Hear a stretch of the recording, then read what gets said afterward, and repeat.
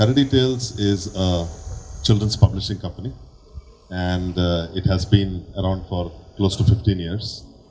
Kardi Path is a more recent, it's a 3-year-old company. When we were creating books for children, and specifically Kardi Tales specialized in creating audiobooks, one of the things that was happening, so Kardi Tales produced audiobooks for children, and many of these audiobooks were, schools started using them as English enrichment tools within their schools.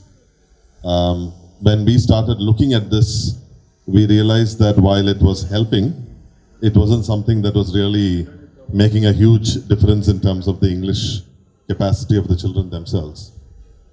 So on the one side, we started looking at this, and then there's always this phenomenon when you're talking of the Indian situation where almost all of us speak 2 languages and many of us speak 3, 4, 5 languages. And if you go to a slum like Dharavi in Mumbai, you will find that most of the 3-year-olds and 4-year-olds there speak 3 and 4 languages. And on the one hand, you had a situation where the schools were teaching English for 10, 12 years and not achieving any outcome. On the other hand, you had an environmental situation where language learning was happening almost accidentally, almost naturally, with hardly any effort on the part of the child. So we started looking at this huge divide a little bit more closely and saying, how is it that many of us acquired the mother tongue? How is it that many of us were speaking 4 or 5 languages by the time that we were 4 or 5? Because some of us who have had the opportunity, for example, I grew up in Mumbai where you speak Hindi, Marathi, automatically your mother tongue is Tamil, so that happens. You hail from Kerala, so you speak Malayalam. And then English happens quite naturally. So without any effort whatsoever, 4 or 5 languages happen. So we started deconstructing this process of language acquisition and seeing how do we apply it into a more formal classroom environment. And that's really the genesis of the Kardi Path methodology for language learning, which now close to about 200 schools are using it on a regular basis. Over the last 4 or 5 years during the validation period, cumulatively about 500,000 children have used Kardi Path to learn English. And this is where we are. Hopefully, going forward, we expect to have about 1,000 schools using this program into the next academic year. I will leave it at that, and we will catch forward from there. We started in 2002, and our vision at the Teacher Foundation, as our name suggests, we work with teachers, we work with educators.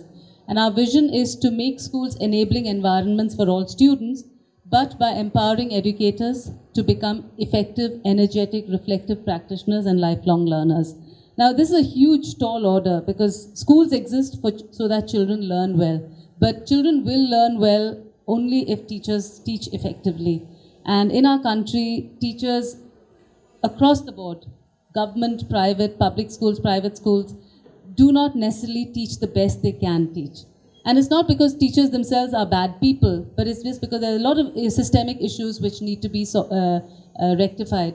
I don't think we at the Teacher Foundation can rectify everything, but we thought let's look at hand-holding, supporting, training, strengthening, enabling teachers in order that if they are stronger professionals, then they can actually perform, function better and more effectively, regardless of the constraints that exist in schools in terms of student numbers, in terms of low resources, in terms of poor infrastructure, in terms of many other limitations.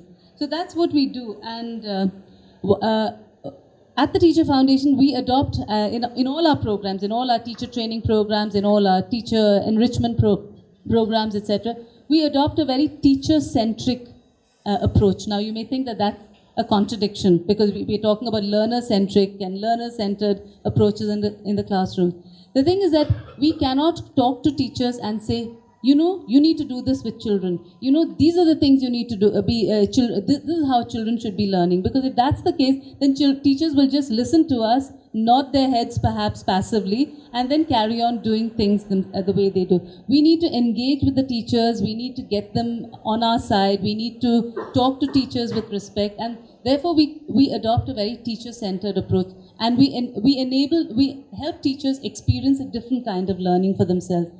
2007, I said 2012,000 schools. That's my target. And if we hit the 1,000, maybe that's a tipping point. This was from a purely no sense of 43,000 schools are there, so maybe 1,000 may hit somebody. It did. Luckily, we have somebody like Mr. Kumar Nayak, who is the current Secretary of Education in Karnataka, who took his time one day, came to our school, which nobody else had done in the past, and had a lot of good things to say and appreciate. And then he said before leaving, this is something we need to take and push forward. And he made that commitment right here in DF during a lunch meeting. But then it's been 2 months or 3 months now since then, and nothing else is happening. And that I've been starting to think a lot on why this phenomenon. I mean, we have everything going, except that we are not able to get to the next level just with this. And the last 2-3 months, there's been a lot of thoughts running through. And one of the things that I found is it's not just enough. Like in the morning, I forgot the Ford Foundation about the cooking the rice. So what I have done is we have done something at the bottom, we have done something on the top. But I think we have missed out on the utensil, the fire. So this for me is the community, the panchayat, the stakeholders, that is the teachers, the children, the parents of the children. They need to push something now to make us to the next level. So our focus in Sikshana for the next year or so will be just that, getting these other components in the system to be able to recognize the fact that this is a program worth pushing forward and scaling up. And then that happens, I think we will blast off to the next level. So I'm looking forward to the journey. Great. So people talked about language learning. I would say what we deal in is the language of learning, which is, the curiosity, creativity that goes into active learning as opposed to passive learning. And that's what in Agastya, through hands-on science learning programs using models and experiments, and we do this in 12 states with 30 science centers and 70 mobile labs, and reach 1 million children every year with multiple programs. We have, as we mentioned in the morning keynote panel, kind of come to a tipping point where we are now able to do the takeoff acceleration that Prasanna referred to. We have the momentum with us, and we have done hopefully the right things to make that happen. But raising the bar and infusing quality is a constant journey. Of course, the main focus of what we do is quality learning. Instead of what's written in a textbook about Boyle's law or an inorganic chemistry, how do you make children experience it and therefore learn much more and are able to ask questions and get to the next level is what we do in the main. And therefore, therein we infuse quality right in what we do, in our mission itself. But even within that, how do you raise the bar? How do you constantly make sure that you have quality assurance rather than quality inspection in what we do, that the person who goes out to do this is already empowered and has the training and the focus and the excitement to do it well rather than fix it later. And therefore, do it right the first time, do a quality assurance program, and make sure that even in the teacher training or the force multiplier work that we try to do by getting teachers to become hands-on teachers, how do you infuse quality? All of that we concentrate on. Not everything is rosy all the time. I can still say that there may be pockets of 20-30% of failures even in our, but the moment you recognize that you're halfway there, to make sure that even that can be plugged. Therefore, raising the bar and infusing quality and enhancing quality in the public education system, using science as an implement is what we do. You can use art as well. Agastya does that too. For curiosity and creativity, you can even use art as the medium. But right now, we concentrate on the science because that kind of helps us to get into the schools, because it follows the syllabus and then you have greater acceptance. So it's something that we do to make sure that raising the bar in the public education system, using our scale, using our resources and training and methodology, processes that our good people bring from private sector and public sector that we recruit, all of that is what we do in the main. In Akshaya Patra, we started off about 12 years back, feeding children in government schools. with a midday meal.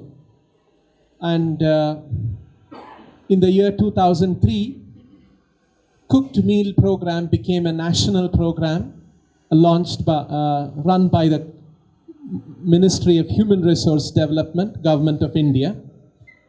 And so we work in partnership with the government. Although I mentioned that we have had some very positive stories, we have also had some challenges, as Vishwanath mentioned and others mentioned. Yes, working with the government, I don't say it's challenging, I would say it's very interesting. Perplexing, yes. The thing is that, we have to be very positive because we have to ultimately work with the government if you have to do it on a big scale. So there is no point in just complaining. And we have to learn the language of the government and how it works.